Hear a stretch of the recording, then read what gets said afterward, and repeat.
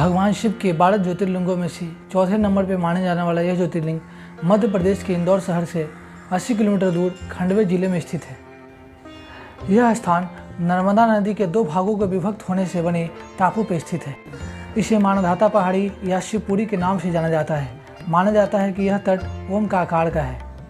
मंदिर की इमारत 5 मंजिला होने के साथ साथ यह ज्योतिर्लिंग पंचमुखी भी है। ऐसा माना जाता है कि भगवान शिव तीनों लोक की यात्रा करने के बाद यहाँ पे विश्राम करते हैं। इस मंदिर की महत्वता इसलिए भी बढ़ जाती है कि यहाँ पे ओमकारेश्वर ज्योतिर्लिंग के साथ साथ अमलेश्वर ज्योतिर्लिंग के रूप में भगवान शिव विराजमान है।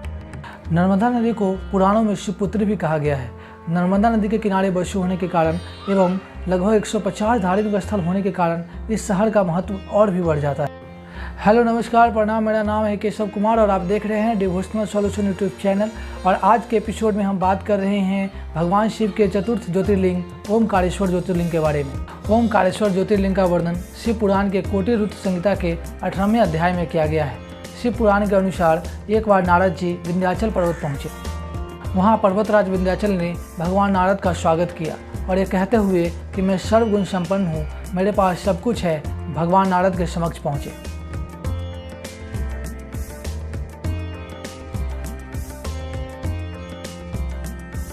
विंध्याचल राज पर्वत के अभिमन्युयुक्त बातें सुनकर भगवान नारद ने एक लंबी सांसें ली और चुपचाप वहाँ पे खड़े रहे। यह देखकर विंध्याचल राज पर्वत ने भगवान नारद से पूछा कि उनके पास किस चीज़ की कमी है जिससे उन्होंने लंबी सांसें खींची। यह सुनकर भगवान नारद ने यह कहा कि तुम्हारे पास सब कुछ है, लेकिन तुम सुमेरु पर्वत से ऊंचे नहीं हो।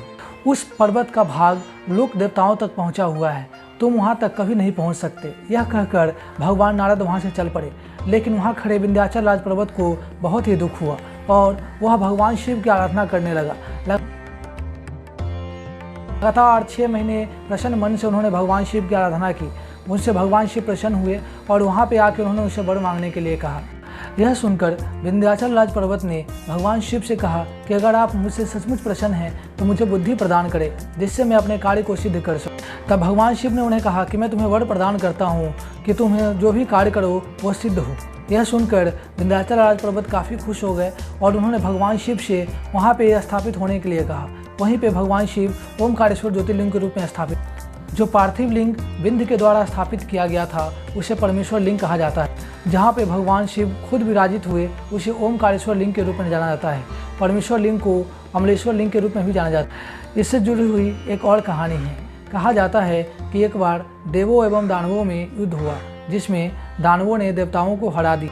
देवता इस बात को सह न सके और हताश होकर भगवान शिव से प्रार्थना की, उनकी पूजा अर्चना की। उनकी भक्ति को देखकर भगवान शिव अत्यंत प्रसन्न हुए एवं वहाँ पे ज्योतिर्लिंग के रूप में स्थापित हुए तथा सारे दानवों का विनाश किया। इस मंदिर में कुबेर ने भगवान शिव की शिवलिंग बनाकर पूजा अर्चना की थी। वो शिव भक्त थे। भगवान शिव उनके भक्ति से खुश होकर ही उन्हें धनवान बनाया था। भगवान शिव अपने बालों से कावेरी नदी को उत्पन्न जिसमें कुबेर ने स्नान किया था। यह नदी ओमकार पर्वत की परिक्रमा करते हुए नर्मदा नदी में मिलता है। इसे ही नर्मदा कावेरी का संगम कहा जाता है। यह कथा आदि शंकरा गुफा के बारे में भी काफ़ी प्रचलित है। इसी गुफा में आदि शंकरा अपने गुरु गोविंद पदाचार्य से मिले थे। आज के समय में यह गुफा शिव मंदिर के नीचे स्थित है। यहाँ के शिवलिंग के मात्र दर्शन कर लेने से ऐसा लगता है कि साक्षात भगवान शिव के दर्शन हो गए। चलिए इस मंदिर के इतिहास के बारे में थोड़ा जानते हैं। ओमकारेश्वर मंदिर भील राजा की राजधानी हुआ करता। देवी अहिल्याबाई होलकर द्वारा यहाँ पे नित्य मृतिका के 18 सहस्त्र शिवलिंग बनाकर पूजा अर्चना की जाती थी एवं उसके पश्चात इसे नर्मदा नदी में विसर्जित कर दिया जाता था। ओमकारेश्वर नगरी का मूल नाम मानधाता था। नर्मदा क्षेत्र में ओमकारेश्वर सर्वश्रेष्ठ तीर्थों में माना जाता है। शास्त्र मान्यताओं के अनुसार अगर आप सारी दुनिया के तीर्थ भी कर लेते हैं और यहाँ पे नहीं आते हैं तो आपका तीर्थ अधूरा माना जाता है। शास्त्र मान्यताओं के अनुसार नर्मदा जी का भी खास महत्व है। माना जाता है कि जमुना जी में 15 दिन तथा गंगा में 7 दिन का स्नान करने का जो पुण्य प्राप्त होता है वह नर्मदा नदी के दर्शन करने मात्र से ही प्राप्त हो जाता है। ओमकारेश्वर मंदिर के तीर्थ क्षेत्र के 24 अवतार के मंदिर भी दर्शनीय हैं। इस मंदिर में प्रतिवर्ष दीपावली की वारस की रात को ज्वार चढ़ाने का विशेष महत्व है। यहाँ पे प्रतिवर्ष इस रात्रि को जागरण का आयोजन किया जाता है। धनतेरस की सुबह 8 बजे अभिषेक एवं महालक्ष्मी का पूजा यज्ञ हवन किया जाता है तथा उसके साथ भंडारा भी किया जाता है। इस अवसर पे हजारों भक्त दूर दूर से आते हैं तथा कुबेर का भंडारा प्राप्त कर प्रचुर सुख शांति की प्राप्ति करके जाते हैं। ममलेश्वर भी ज्योतिर्लिंग है। ममलेश्वर मंदिर माता अहिल्याबाई के द्वारा बनाया गया है। गायकवाड़ राज से नियत के हुए बहुत सारे ब्राह्मण यहीं पे पार्थिव का पूजन करते हैं। यात्री चाहे तो पहले ममलेश्वर का दर्शन कर नर्मदा पार करके ओमकारेश्वर का दर्शन कर सकते हैं, लेकिन नियम के अनुसार पहले ओमकारेश्वर का दर्शन किया जाता है एवं फिर ममलेश्वर का दर्शन किया जाता है।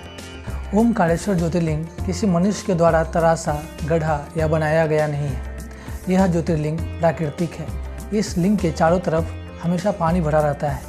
प्रायः लिंग की स्थापना मंदिर के गर्भगृह में किया जाता है। यह ज्योतिर्लिंग मंदिर के गुंबज के नीचे नहीं है। इस मंदिर की विशेषता यह भी है कि इस मंदिर के शीर्ष पे महाकालेश्वर की मूर्ति लगी हुई है।